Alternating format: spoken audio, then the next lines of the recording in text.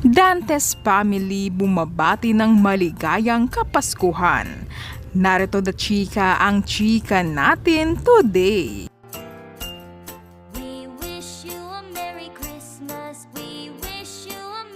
Welcome dito sa The Chika! Pero bago ang lahat, kung hindi ka pa nakapag-subscribe, mag-subscribe ka na para updated ka sa aking mga bagong chika.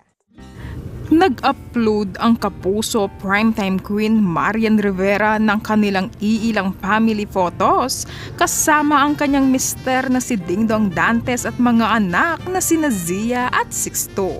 Ang cute at sobrang ganda ng kanilang Christmas photo shoot ng Dantes family na kasama pa ni Zia at Sixto ang kanilang mga alagang aso.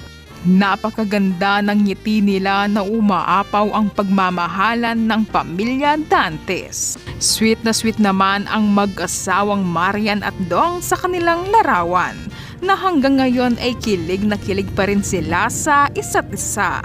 Crop in love and holiday cheer with my favorite person by my side.